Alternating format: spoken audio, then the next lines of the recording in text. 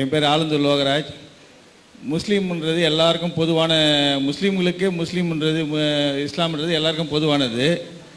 அப்படிப்பட்ட நேரத்தில் இதில் ஷியா பிரிவு, சன்னி பிரிவு, அப்புறம் இன்னும் சில பிரிவுகள்லாம் இருக்கு. எப்படி இது இந்த வேறுபாடு இஸ்லாத்தில் உருவாகியிருக்கு, இது எப்படி இந்த வேறுபாடை பார்க்கப்படுகிறது என்பதை தயவு செய்து விளக்கம் தந்தால் நன்றியுடையாக இருப்பேன். அதாவது அழகான கேள்வி கேட்டிருக்கிறாங்க. இஸ்லாங்கிறது ஒரு மார்க்கம் தான். நம்ம கூட பெருமையாக என்ன சொல்லுவோம், ஒரு இறைவன், ஒரு தூதர், ஒரு வேதம், ஒரு மார்க்கம், இப்படியெல்லாம் சொல்லக்கூடிய ஒரு மார்க்கம் தான் இஸ்லாம்ங்கிறது.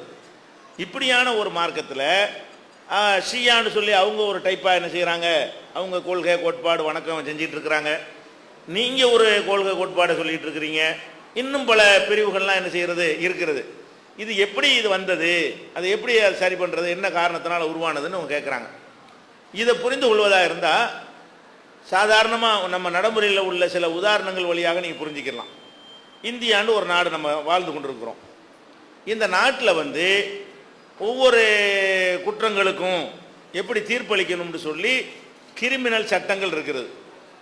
அதே மாதிரி சொத்து விவகாரங்கள் இருக்குல்ல, அதை தீர்ப்பதற்கு சிவில் சட்டங்கள் இருக்கிறது. உரிமை சம்பந்தப்பட்டதுக்கு சிவில் சட்டம் இருக்கிறது. கொலை கற்பழிப்பு அந்த மாதிரியான காரியங்களுக்கு கிரிமினல் சட்டம் இருக்கிறது. ஓன் சொத்தா ஏன் சொத்தாங்கிறதுக்கு சிவில் சட்டம் இருக்கிறது. இந்த சட்டம் ஒன்று தான். இந்தியாவுக்குண்டு சட்டம் என்ன தான், ஒரு சிவில் சட்டம் இருக்கிறது. அதை தான் எல்லா கோர்ட்லையும் எடுத்து வச்சு அவங்க தீர்ப்பளிக்கணும். ஒரு கிரிமினல் சட்டம் தான் இருக்கிறது. அதை தான் எல்லாரும் எடுத்து நடைமுறைப்படுத்தணும். ஆனால் ஒரு ஆள் கொலையாளின்னு என்ன செய்வாங்க, கோர்ட்டில் வழக்கு போடுவாங்க. செஷன்ஸ் கோர்ட்டில் என்ன பண்ணிடுவான், இவருக்கு தூக்கு தண்டனைன்னு சொல்லிவிடுவான். அதுக்கு எந்த சட்டத்தை வச்சுருப்பான், அந்த கிரிமினல் சட்டம் தான் வச்சுருப்பான். இவன் எதிர்த்து ஹைகோர்ட்டுக்கு அப்பீலுக்கு போவான். ஹைகோர்ட்டில் என்ன பண்ணுவான், அவருக்கு அந்த தப்பு, அவர் குற்றவாளி இல்லைன்றுவான். ஒரு சட்டத்தை வச்சுக்கிட்டு தான் அவனுக்கு தூக்கு தண்டனைங்கிறான் ஒருத்தன். அதே சட்ட புஸ்தகத்தை வச்சுக்கிட்டு தான் இன்னொருத்தன் என்ன பண்ணுறான், மேலே போனவுடனே அதெல்லாம் கிடையாது அப்படிங்கிறான். இந்த ஆர்எஸ்எஸ் இயக்கத்தில் அந்த அலுவலகத்தில் பாம்பு பிளாஸ்ட் நடந்துச்சு. வெடிகுண்டு வச்சாங்க. வெடிகுண்டு வச்சு அது பெரிய அந்த பில்டிங்கை டேமேஜ் ஆச்சு சேத்துப்பட்டில், உங்களுக்கு தெரியும். அது சம்மந்தமான கேஸ் நடந்துச்சு. கீழ்கோர்ட்லேருந்து மேலே தனி கோர்ட்டு சென்னையில் வரைக்கும் என்ன பண்ணிவிட்டாங்க, அவங்களாம் குற்றவாளிகள்னு சொல்லி ஆயுள் தண்டனை கொடுத்துவிட்டாங்க. போன வாரம் என்ன பண்ணிட்டாங்க, சுப்ரீம் கோர்ட்டில் அப்பீல் பண்ணி இருந்தாங்க. போன வாரம் சுப்ரீம் கோர்ட்டில் என்ன பண்ணிட்டாங்க, அதில் அவங்க குற்றவாளி கிடையாது, பொய் வழக்கு அப்படின்னு சொல்லி டிஸ்மிஸ் பண்ணி எல்லாத்தையும் வெளியே அனுப்பிட்டாங்க.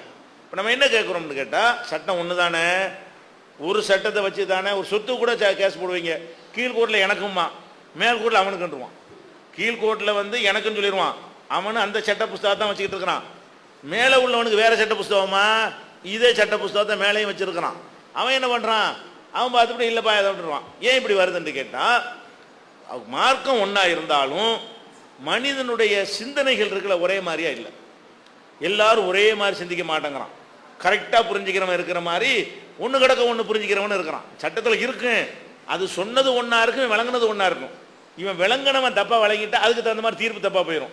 சரியாக விளங்கிட்டா அதுக்கு தகுந்த மாதிரி தீர்ப்பு சரியாக போயிடும். அப்போ புஸ்தகம் குரான் ஒன்றா இருந்தாலும் எப்படி நம்ம தாய் பாஷையில் இருக்கிற சட்டத்தையே இவன் ஒரு மாதிரி அவன் ஒரு மாதிரி விளங்கிட்டு தீர்ப்பளிக்கிறாங்களோ, அதே மாதிரி தான் குரான் ஒன்றா இருந்தாலும் நபியுடைய போதனை ஒன்றா இருந்தாலும் அதை படிக்கிறவன் என்ன பண்ணுறான், சில பேர் சட்டத்தை படிக்காமையும் தீர்ப்பளிச்சுட்டு போயிடுறான். சில பேர் படித்து ஒன்றோட கொண்டு விளங்கிட்டு என்ன செய்யறான், அது சொன்னது ஒன்றா இருக்கும், விளங்குனது ஒன்றா இருக்கும், அப்படி தீர்ப்பளிச்சுட்டு போயிடுறான். இந்த மாதிரியான ஒரு அடிப்படையில் தான் இந்த மாதிரி பிரிவுகளும் முஸ்லீம்கள் மத்தியில் வருது. அவங்க குறிப்பிட்டு சொன்ன அந்த ஷியா சன்னி பிரிவுக்கு மட்டும் வருவோம்.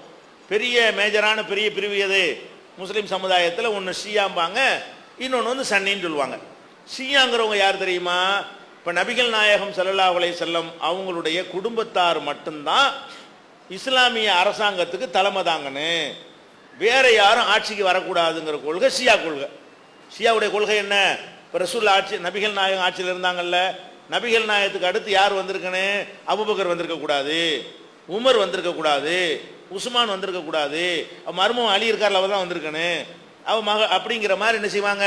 இதுதான் ஷியா கொள்கைங்கிறது. என்னன்னா, கவர்மெண்ட்டுக்கு ஆட்சிக்கு வர தலைமைத்துவத்துக்கு வருவதாக இருந்தால் யார் தான் வரணும், நபியுடைய குடும்பம் தான் வரணும்னு சொல்லி அவங்க என்ன செஞ்சாங்க, ஒரு கொள்கையை கொண்டு வந்தாங்க.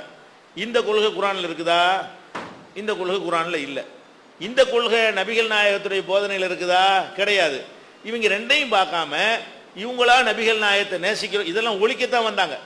நபிகள் நாயகம் வந்ததை என்ன, இந்த பாரம்பரியத்தினால மரியாதை கிடையாது, ஒருத்தன் யாருடைய வம்சம்ங்கிறதை வைத்து ஒருத்தனுக்கு சிறப்பு கிடைக்காது, ஒருத்தனுக்கு சிறப்பு வேணும்னா அவன் நடவடிக்கையினால் சிறப்பு கிடைக்கும்.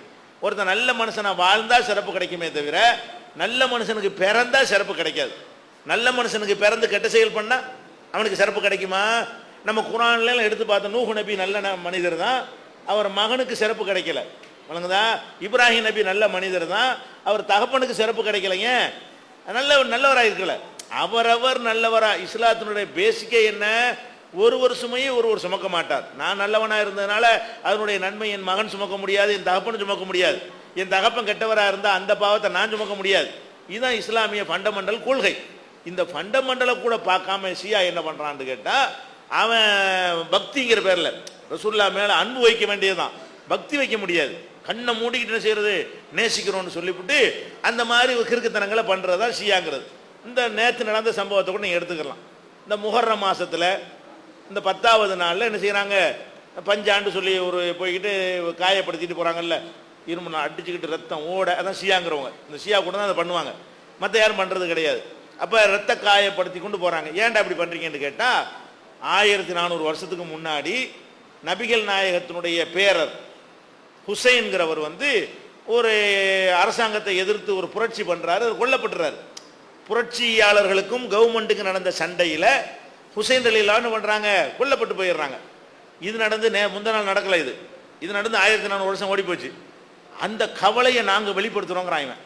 எந்த கவலைய? 1400 வருஷத்துக்கு முந்தி ரத்தம் சிந்தினாங்கல்ல, அதுக்காண்டி நாங்க சிந்துறோம் அப்படிங்கிறான். இப்ப நல்லா யோசிச்சு பாருங்க, இது இஸ்லாமிய அடிப்படையில் உள்ளதா, குருட்டு பக்தியா?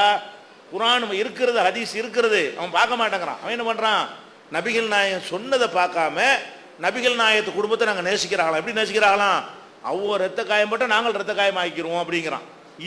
இதை ஒழிக்கத்தானே இஸ்லாம் வந்தது.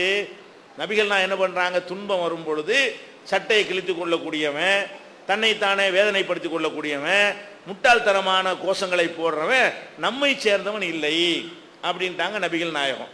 இது ஒரு துன்பம்னு வச்சுக்கிட்டா கூட இதுக்கான சட்டை கிழிச்சிக்கிற முடியுமா, தலை விரிச்சு போட்டு ஆட முடியுமா, இதுக்கான மொட்டை போட்டுக்கிற முடியுமா? துன்பத்துக்காக வேண்டி இந்த மாதிரி பெண்கள்லாம் மொட்டை போடுவாங்க. அந்த காலத்தில் ரசூல் ஸல்லல்லாஹு அலைஹி வஸல்லம் காலத்தில் ஒரு துன்பம் ஏற்பட்டுச்சுன்னு வைங்க, வந்துச்சுன்னா யாராவது இறந்துட்டாங்கன்னா பொம்பளைகளுக்கு மொட்டை அடிச்சு விட்டுருவாங்க. அந்த கவலையை இப்போ ஆம்பளைக்கு அடிக்கிறாங்க நம்ம நாட்டில். அந்த காலத்தில் ஜாஹிலியாக்கள் பொம்பளைகளுக்கு மொட்டை அடிச்சு விட்டுருவாங்க.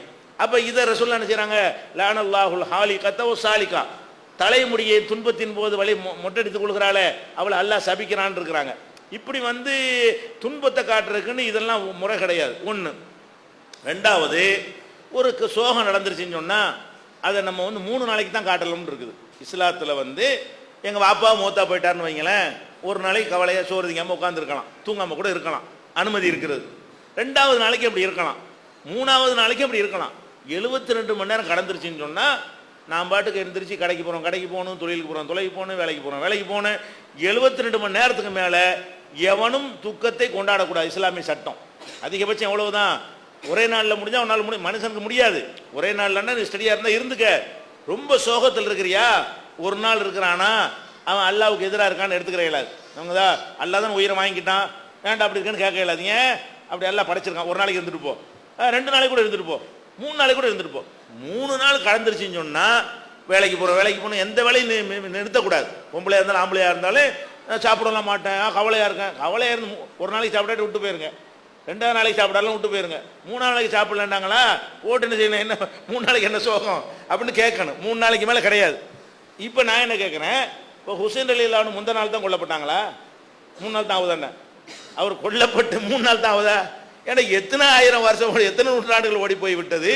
நாள் கணக்கில் எடுத்து 1400 வருஷத்துக்கு நீங்கள் 4ஆல் பெருக்குனீங்கன்னா அது எத்தனை நாட்கள் வரும் கணக்கு பண்ணிக்கிறங்க. அவ்வளவு நாட்கள் ஓடிவிட்ட பிறகு இவன் சோகம் அனுபவிக்கிறாங்கிறான். இப்போ சோகம் மனுஷனுக்கு வரும். இப்போ நான் கேட்குறேன், உங்கள் எல்லாருக்குமே யாராவது ஒருத்தர் இறந்து போயிருப்பார்ல உங்கள் குடும்பத்தில், உங்கள் தாத்தாண்டு வச்சுக்கிறோமே, தாத்தா கூட யாருக்காவது இருப்பாங்க, கொள்ளு தாத்தா வச்சுக்கிறோமே, உங்கள் கொள்ளு தாத்தா இறந்து போயிட்டார், அதை உங்கள்கிட்ட சொல்கிறாங்க உங்கள் கொள்ளு தாத்தா இறந்துட்டாராமலன்னு. எப்போ 10 வருஷம் முந்தி மூத்தா போனது, அப்படி கண்ணீர் வருமா உங்களுக்கு? இயற்கையாக வரமாட்டேன். நேற்று இறந்த செய்தியை பற்றி நினைவுபடுத்தினா கண்ணீர் வரும், முந்தா நாள் நடந்ததை பற்றி பண்ணால் என்ன செய்ய கண்ணீர் வரும். 25 வருஷம் முந்தைய உங்க அப்பா மொத்தா போயிட்டாங்களோ அவங்க சொல்லுவானா, சிரிச்சுக்கிட்டு சொல்லுவானுங்களா?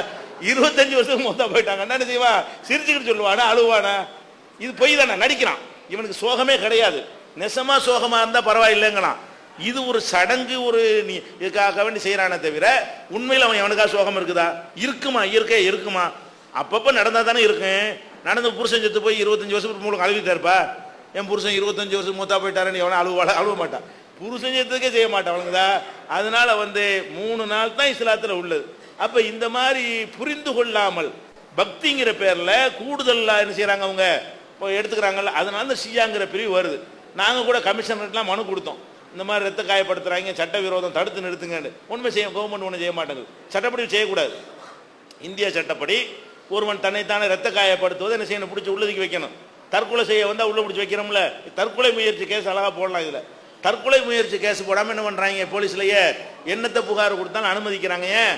மதத்தின் பெயரால் செஞ்சால் நம்ம நாட்டில் பார்த்துக்கிற மாட்டேங்கிறாங்க. தப்பு தானே யார் செஞ்சாலும். அதனால தான் இந்த பிரிவுகள் வருது. குரானை கரெக்டாக பார்த்துட்டாங்கன்னா பிரிவுலாம் வராது. நபிகள் நாயகன் சொன்னதை கரெக்டாக படித்தாங்கன்னா என்ன வராது? பிரிவு வராது. படிக்க தவறினால் பிரிவு வந்து போயிடும். அல்லது அறகுறையான ஒரு ஞானத்தோடு பார்த்தாங்கன்னா பிரிவு வந்துடும். ஒன்று கிடக்க ஒன்று அவன் இஷ்டத்துக்கு வியாக்கியானம் கொடுத்தா என்ன ஆயிரும்? பிரிவு வந்துடும். ஒழுங்காக பார்த்தா என்ன வராது? பிரிவு வராது.